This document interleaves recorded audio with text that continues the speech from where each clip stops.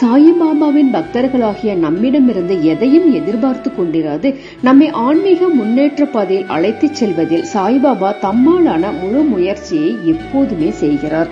இப்பொழுது சாய்பாபா வாழ்ந்த காலத்தில் ஒரு பக்தருக்கு நடந்த கதையை கூறுகிறேன்.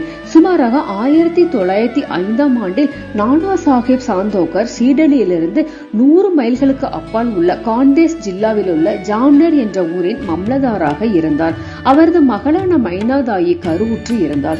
அவளது பிரசவம் மிகவும் கஷ்டமாகி 2 நாட்களாக பிரசவ வலியால் கஷ்டப்பட்டு கொண்டிருந்தாள். நானா சாஹிப் சாய்பாபாவை நினைவு கூர்ந்து அவரது உதவியை தொழுது வேண்டினார். அப்பொழுது சீரடியில் பாபுகீர் புவா என்று சாய்பாபா கூப்பிடும் ராம்கீர் புவா என்பவர் காண்டேஸில் உள்ள தமது சொந்த ஊருக்கு போக விரும்பினார். சாய்பாபா அவரை கூப்பிட்டு அவர் வீட்டிற்கு போகும் வழியில் உள்ள ஜாம்னேரில் சிறிது தங்கி ஓய்வெடுத்துக் கொண்டு செல்லுமாறும் நானா சாஹிப்பிடம் உதியையும் ஆரத்தியையும் அளிக்கும்படியும் சொன்னார். ராம்கீர் புவா தன்னிடம் 2 ரூபாய்கள் தான் இருப்பதாகவும் ஜல்காவன் வரையில் உள்ள ரயில்வே கட்டணத்திற்கு மட்டுமே இது போதுமானது என்றும் ஜல்காவனில் இருந்து 30 மைல் தூரத்தில் உள்ள ஜாம்னேர் வரை போவது தம்மால் இயலாது என்றும் கூறினார். இதற்கு பாபா எல்லா ஏற்பாடுகளும் செய்யப்படுமாதலால் அவரை கவலைப்பட வேண்டாம் என்றும் உறுதியளித்தார். பின்னர் மாதவ் அட்கரால் எழுதப்பட்ட புகழ்பெற்ற ஆரத்தி பாடலை சாமாவிடம் எழுதச் சொல்லி அதன் பிரதியை உதியுடன் ராம்கீர் புவாவிடம் கொடுத்து நானா சாஹிப்பிடம் கொடுக்கும்படி கூறினார். பின்னர் ராம்கீர் புவா பாபாவின் மொழிகளை நம்பி சீரடியை விட்டு புறப்பட்டு ஜல்காவனை அதிகாலை 2 மணி அளவில் அடைந்தார். அப்பொழுது அவரிடம் 2 அணாக்கள் தான் மீதம் இருந்தன.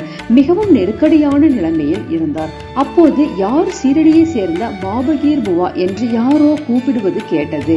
பின்னர் அவர் அவனிடம் சென்று தாமே பாபகீர் புவா என்று கூறினார். தாம் நானா சாஹிப்பிடம் இருந்து வருவதாகவும் அவருடைய வேலையாள் என்றும் கூறி நல்ல ஜோடி குதிரைகளுடன் கூடிய ஒரு பிரமாதமான வண்டியிடம் அழைத்துச் சென்றான். அவர்கள் இருவரும் அதில் பிரயாணம் செய்தார்கள். வண்டி வேகமாக ஓடியது.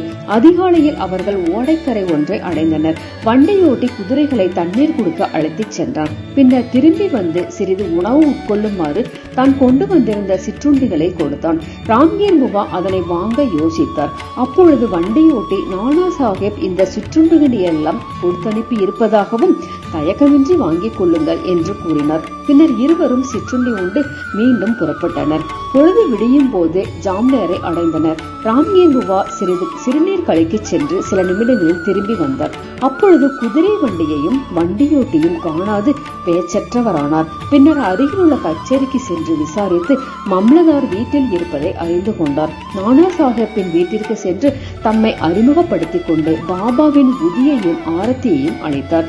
இத்தருணத்தில் மைனாதாயின் பிரசவ வலி மிக மிக தீவிரமடைந்து வீட்டில் இருந்தோர் அனைவரும் அவளை சிறிது ஆழ்ந்த கவலையுற்றனர். நானா சாஹிப் தனது மனைவியை அழைத்து உதியை மகளின் நெற்றியில் இடும்படியும் ஆரத்தியை பாடும்படியும் கேட்டுக்கொண்டார். சாய்பாபாவின் உதவி தக்க சமயத்தில் கிடைத்திருக்கிறது என்று நினைத்துக் கொண்டார். சில மணி நேரத்தில் பிரசவம் பத்திரமாக ஆனது என்றும் கண்டம் கடந்து போய்விட்டது என்றும் பிரசவ அறையிலிருந்து செய்தி கிடைத்தது. ராம்கீர் புவா நானா சாஹிப்பிடம் வண்டியோட்டி சிற்றுண்டி முதலியவர்காக நன்றி செலுத்திய போது நானா சாஹிப் பெருமளவு ஆச்சரியப்பட்டார். பின்னர் ராம்கீர் புவாவிடம் தான் ஸ்டேஷனுக்கு ஒருவரையும் அனுப்பவில்லை என்றும் சீரடியிலிருந்து தாங்கள் வருவதும் எனக்கு தெரியாது என்றும் கூறினார். அதற்கு ராம்கீர் புவா சீரடியில் சாய்பாபா தன்னை அழைத்து உதிப்பொட்டலம் ஆரத்தி பிரதி அளித்து தங்களிடம் கொடுக்க சொன்னது மற்றும் ஸ்டேஷனில் நடந்தது அனைத்தையும் விளக்கினார். பின்னர் தான் இங்கு வந்து சிறுநீர் கழிக்க சென்றது வந்து பார்த்த போது வண்டியோட்டி காணாததையும் கூறினார். இருவரும் ஆச்சரியப்பட்டு மனதால் சாய்பாபாவை வணங்கினர். பின்னர் நானா சாஹிப் ராம்கீர் புவாவிற்கு பயணத்திற்கான அனைத்து ஏற்பாடுகளையும் செய்து வழி அனுப்பி வைத்தார். இதிலிருந்து நாம் தெரிந்து கொள்வது என்னவென்றால் நமது சாய்பாபா எவ்விடத்தும் வியாபித்து இருப்பவர் என்றும் எல்லாம் அறிந்தவர் என்றும் நாம் நிச்சயமாக புரிந்து கொள்வோம். சாய்பாபா நமது அருகிலேயே எப்போதும் இருக்கிறார்.